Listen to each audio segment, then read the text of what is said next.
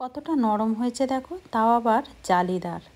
কোনো রকম ছাঁচ ছাড়াই এই ইডলিগুলো রেডি করে নিতে পারবে, কোনো রকম চাল ডাল ভেজানো ঝামেলা ছাড়াই।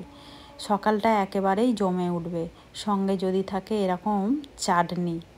নমস্কার বন্ধুরা, কাজল ভিলেজ কিচেনে সকলকে স্বাগত জানাই। রোজকার মতো আজও রান্নাঘরে চলে এলাম। আজকের রেসিপি প্রথম থেকে লাস্ট পর্যন্ত দেখতে থাকুন, আশা করছি ভীষণ ভালো লাগবে। তো সকালে টিফিন করার জন্য আমি এখানে নিয়েছি 1 বাটি সুজি।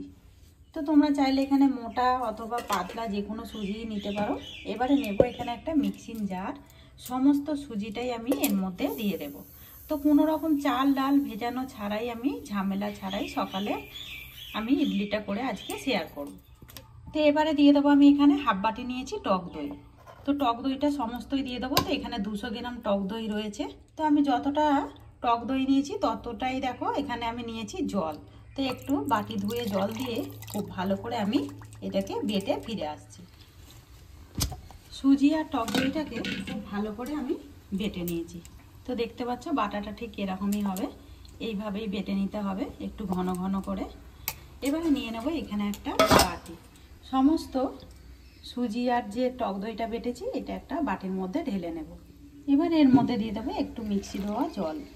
তো মিক্সিটা ধুয়ে একটু জল দিয়ে দিলাম, ওই 1/2 কাপের মতো দিয়ে দিয়েছি জল। সমস্ত গোলাটাকে একটু গুলে নেব। তো এখানে জলটা দিয়েও আমি খুব ভালো করে গুলে নিলাম। আর গোলাটা দেখো ঠিক এরকমই হবে, এইভাবেই ঘনত্বটা রাখতে হবে। এবার এইটাকে একটু ঢাকা দিয়ে রেখে দেবো, যেহেতু সুজি দিয়েছি এটা কিন্তু ফুলে যাবে, ততক্ষণে চাটনিটা রেডি করে নেওয়া যায়। তো চাটনি করার জন্য আমি নিয়েছি এখানে ভাজা ছোলা।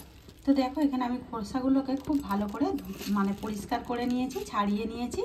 তো যদি একটা রয়ে যায় ওতে কোনো রকম ক্ষতি নেই। এবার একটা নেব মিক্সিং জার, সমস্ত ছোলাটাই আমি দিয়ে দিলাম এখানে ভাজা ছোলা। এবারে দিয়ে দেবো এখানে একটু টেস্টের জন্য আমি নিয়েছি ওই ভাজা বাদাম। তো এইটাকেও কিন্তু খোসা ভালো করে পরিষ্কার করে নিয়েছি। তো এবারে কিছু উপকরণ দিয়ে দেব, যেমন দিয়ে দেবো এখানে 4টে কাঁচা লঙ্কা নিয়েছি। এই লঙ্কাটা একটু ফাটিয়ে নিয়ে দিয়ে দেবো, এতে করে ঝালটা হবে ভালো লাগবে খেতে। আর দিয়ে দেবো এখানে 4 কোয়া মতো 4 টুকরো করে নিয়েছি আদা। আর দেবো 4 কোয়া মতো রসুন। এবারে এখানে দিয়ে দেবো আমি 2 চামচের মতো টক দই। তো টক দই দিলে খেতে কিন্তু ভালো লাগবে, যেহেতু আমি এখানে ইডলি করছি একটু টক টক ভাব থাকবে, তাতে করে খেতে ভালো লাগবে। এবারে দিয়ে দেবো স্বাদ মতো লবণ বা মাপ মতো লবণ। তো আমি সমস্ত উপকরণগুলোই দেখো এখানেই দিয়ে দিচ্ছি। সামান্য একটু চিনি নিয়েছি, এই চিনিটাও আমি এতে দিয়ে দেবো, দিলে পরে টেস্টটা কিন্তু দারুণ আসবে। আর দিয়ে দেবো মাপ মতো বা পরিমাণ মতো জল। তো অল্প, তোমরা যদি খুব ঘন করতে চাও চাইলে তাহলে অল্প জল দেবে। আমি একটু পাতলা পাতলা করবো, তো দেখিয়ে দেবো কতটা জল দিয়েছি। আমি দেখতেই পাচ্ছ এই ছোট বাটিতে এতটা মতো জল দিয়েছি। এবারে মিক্সির ঢাকাটা দিয়ে খুব ভালো করে বেটে নেব। খুব ভালো করে আমি চাটনিটাকেও কিন্তু বেটে নিয়েছি। তো এর থেকে যদি তোমরা একটু পাতলা করতে চাও তাহলে কিন্তু আরেকটু জল দেবে, আমি এরকমই রেখে দেব। এবারে নিয়ে নেব বাটির মধ্যে সমস্তটাই ঢেলে নেব। তো যেহেতু একটা বাটির মধ্যে হবে না, আমি 2টো বাটির মধ্যেই ঢেলে নেব। অপরদিকে একটা তড়কা মশলা করার জন্য আমি একটা কড়া গরম হতে বসিয়েছি। কড়ার মধ্যে দিয়ে দেবো বেশ কিছুটা সাদা তেল। তো এখানে দিয়ে দিলাম সাদা তেল। এবার এর মধ্যে দিয়ে দেবো আমি ফোড়নে দিয়ে দেবো আমি আগে ছোলার ডাল। তো এখানে কাঁচা ছোলার ডালের ব্যবহার করেছি, দিয়ে দিলাম ছোলার ডাল। খুব ভালোভাবে এখানে ছোলার ডালটাকে একটু ভেজে নেব, এতে করে চাটনির টেস্টটা কিন্তু বেশ দারুণ আছে। আর দেখো কতটা কম সময়ের মধ্যে সকালে টিফিন আমরা রেডি করে নিতে পারি, কোনো রকম ঝামেলা ছাড়াই কিন্তু এরকম চাটনি আবার একটা সকালের টিফিনের জন্য ইডলিও আমরা রেডি করে নিতে পারি। এখানে দেখতে পাচ্ছ ছোলার ডালটা কিন্তু বেশ একটু আগে থেকেই দিয়েছি, ওই জন্য ভাজা হয়ে গেছে সুন্দরভাবে, একটা সুন্দর গন্ধও ছেড়েছে। এই ফাঁকে দিয়ে দেবো আমি একটা শুকনো লঙ্কা গোটা, আর দিয়েছি 2টো ফাটিয়ে। অনেকটাই যেহেতু আমার চাটনি রয়েছে তাই জন্য লঙ্কাটা একটু লাস্টে দিলাম, তাতে করে কিন্তু একদম পুড়েও যাবে না, এতে করে সুন্দর একটা ফ্লেভার আসবে। ভাজার পরে এখানে দিয়ে দেবো আমি বেশ কিছুটা কালো সর্ষে। তো এইটা তো অতি অবশ্যই দিতে হবে, সর্ষেটাকে দিয়েও খুব ভালো করে আমি ভেজে নেব। এবারে দিয়ে দেবো বেশ কিছুটা কারি পাতা। তো এইটা তো অতি অবশ্যই দিতে হবে, সকলেই জানো তোমরা। এইটা দিলে পরে চাটনির টেস্টটা আরও দ্বিগুণ করে তোলে। এবার গ্যাসটাকে অফ করে দেবো। এখানে কিন্তু ফোড়নটা একেবারে ভাজা হয়ে গেছে। এবারে যে চাটনিটা আমি রেডি করলাম এটাকে আমি মানে তড়কা মশলাটা চাটনির মধ্যে দিয়ে দেবো। এইখানে দেখো কোনো রকম মানে নারকেল ছাড়াই একদম সাদা এক রকমের চাটনি রেডি হয়ে গেল, ছোলার চাটনি। তো আজকে দেখো কত সুন্দর জিভে জল আনার মতো চাটনিটা দেখতে হয়েছে, খেতে কিন্তু আরো বেশি দারুণ লাগবে। এইটা তোমরা ইডলি দিয়ে খাও বা ধোসা দিয়ে খাও, খেতে কিন্তু বেশ লাগবে। এইদিকে আমি যে গোলাটা গুলেছিলাম সুজিটা কিন্তু অনেকটাই ফুলে উঠেছে। আর দেখো কত সুন্দরভাবে চাটনি রেডি করতে করতে এইদিকে কিন্তু সুজিটাও একদম সেট হয়ে গেল। এবারে এর মধ্যে কিছু উপকরণ দিয়ে দেব, যেমন দিয়ে দেব স্বাদ মতো লবণ বা মাপ মতো লবণ। লবণটা তোমরা তোমাদের মাপ মতো বা আন্দাজ মতোই ব্যবহার করবে। এবারে যেহেতু টক দই দিয়েছি আমি একটু পরেই দিলাম লবণ। লবণ দিয়ে খুব ভালো করে মিশিয়ে নেব, এতে করে কিন্তু টেস্টটা ভালো আসবে। খুব ভালো করে ফেটে দিতে হবে। তো এখানে খুব ভালো করে গোলাটাকে গুলে নিলাম। এবারে দিয়ে দেবো এখানে খাবার সোডা। তো এখানে বেকিং পাউডার দিচ্ছি না, খাবার সোডা দিচ্ছি। তোমরা চাইলে এখানে ইনো ব্যবহার করতে পারো।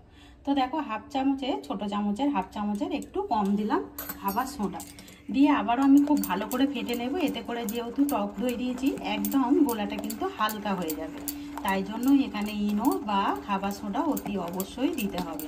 আর খাবারটা যেমন সফট হবে তেমনই কিন্তু বেশ একটু ফুলবে। খুব ভালো করে আমি খাবার সোডা দিয়েও ফেটে নিলাম। এবারে দেখতে পাচ্ছ গোলার ঘনত্বটা ঠিক এরকমই রেখেছি। এইভাবেই রাখতে হবে, এর থেকে বেশি পাতলা করা যাবে না, তাহলে কিন্তু একদম ইডলিগুলো ভালো হবে না। খুব ভালো করে আমি গুলে নিলাম। এবার এটাকে সাইডে রেখে দেবো। আমি কোনো রকম ছাঁচ ছাড়াই করব বাড়িতে থাকা কিছু উপকরণ দিয়ে। তার জন্য এখানে নিয়েছি কয়েকটা স্টিলের বাটি।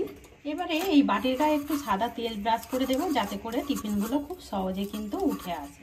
সমস্ত বাটির গায়ে সাদা তেল দিয়ে দিলাম। এবারে এখান থেকে এক হাতা করে গোলা দিয়ে দেবো। খুব বেশি দেবো না, এই এক হাতা করেই দেবো। এতে করে কিন্তু একটু পাতলা হবে, খেতেও ভালো লাগবে। তো দেখতে পাচ্ছ এখানে সমস্ত গায়ে দিয়ে দিয়েছি আমি সমস্ত বাটিগুলোতে। এবারে একটু ঝাঁকিয়ে দেব। অপরদিকে আমি কড়ার মধ্যে গরম জল হতে বসিয়ে দিয়েছি আগে থেকে। জলটা কিন্তু বেশ গরম হয়ে গেছে। এবারে এখানে দিয়ে দেব আমি একটা স্ট্যান্ড। আমি একটু এইভাবেই দিয়ে দিলাম। এবারে যে বাটিগুলোকে রেডি করেছিলাম এই বাটিগুলোকেও দিয়ে দেবো। তার আগে আমি এই থালাটাকে এর মধ্যে বসিয়ে দেবো।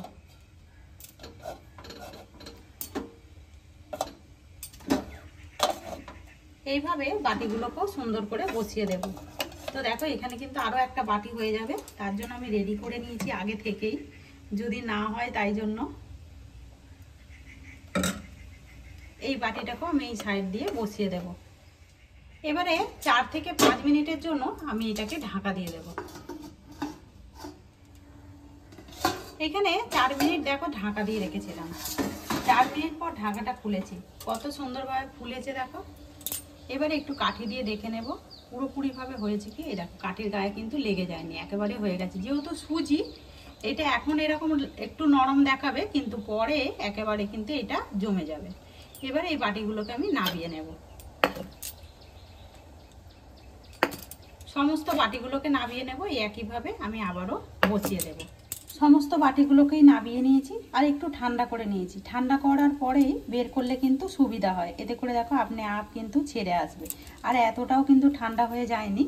তো দেখতেই পাচ্ছ কত সুন্দর, টানলেই দেখো বাটির গা থেকে ছেড়ে আসছে, দেখতেই পাচ্ছ। এবারে একটুখানি ছুরি দিয়ে আলগা করে দেব, তাহলে খুব সহজেই বেরিয়ে যাবে। আর যদি এটাকে না ঠান্ডা করে বের করো তাহলে দেখবে বাটির নিচের দিকটা কিন্তু বেশ বসে থাকে। একবার এইভাবে শর্টকাটে করে দেখবে, বেশ ইডলি খেতেও ভালো লাগে। একদম বাজার দোকানে না গিয়েই কিন্তু খুব সহজেই তোমরা এরকম ইডলি বাড়িতেই রেডি করে নিতে পারবে। এবারে হাত দিয়ে একটু টোকা মারবো। কতটা সহজেই দেখো বাড়িতে থাকা কিছু উপকরণ দিয়ে আমরা এরকম সফট নরম তুলতুলে কিন্তু ইডলি রেডি করে নিতে পারি। এই একইভাবে সমস্ত ইডলিগুলোকেই আমি বের করে নেব। তো দেখো কতটা নরম হয়েছে, সমস্তগুলোই বের করে নিয়েছি। দেখতেই পাচ্ছ কতটা নরম তুলতুলে হয়েছে। আর এগুলো খেতে কিন্তু বেশ দারুণ লাগে, দেখো কতটা জালিদার হয়েছে। তো সমস্ত টিফিনগুলোকেই নামিয়ে নিয়েছি, দেখতেই পাচ্ছ কতটা সুন্দর হয়েছে দেখো, আর কতটা নরম তুলতুলে হয়েছে সেটা কিন্তু দেখতেই পাচ্ছ। একবার এইভাবে কিন্তু বাড়িতে ট্রাই করতে পারো। আমি এখানে নিয়ে নিয়েছি বেশ কয়েকটা কলা পাতা নিয়ে নিয়েছি, তো আজকে এইভাবেই সাজিয়ে গুছিয়ে নেব। আজকের রেসিপি যদি তোমাদের ভালো লেগে থাকে তাহলে লাইক শেয়ার কমেন্ট করবেন, এইভাবে আমার পাশে থাকবে, আমাকে সাপোর্ট করবে। সমস্ত টিফিনগুলোকেই সুন্দর করে সাজিয়ে নিয়েছি, আর বাটির মধ্যেই করলাম, দেখতেই পেয়েছো কতটা সহজে আর কতটা কম উপকরণ দিয়ে কিন্তু আমরা খুব সহজে এরকম বাড়িতে টিফিন রেডি করে নিতে পারি, তাও আবার কোনো রকম ছাঁচ ছাড়াই, আবার চাল ভেজানো ঝামেলা ছাড়াই। বেশ কিছুটা দিয়ে দেব, যে আমি ছোলার চাটনি করেছিলাম, চাটনি দিয়ে দিচ্ছি, এতে করে খেতে ভালো লাগবে। তো একটা ভেঙে দেখাচ্ছি, কতটা দেখতে পাচ্ছ জালিদার হয়েছে টিফিনগুলো, আর খেতে কিন্তু মুখে দিলেই মিলিয়ে যাবে খুব সহজে। ভেতরটা দেখো কত সুন্দর জালিদার, দেখতেই পাচ্ছ। তো রেসিপিটি যদি ভালো লাগে এইভাবে আমার পাশে থাকবেন, আমাকে সাপোর্ট করবেন। আমার এরকম নিত্য নতুন রান্নার জন্য পাশে থাকা বেল আইকনটি প্রেস করবেন। সবাই ভালো থাকবেন, সুস্থ থাকবেন, ধন্যবাদ। আবারও কোনো নতুন রেসিপি নিয়ে ফিরে আসবো। আজকের মতো এই পর্যন্ত।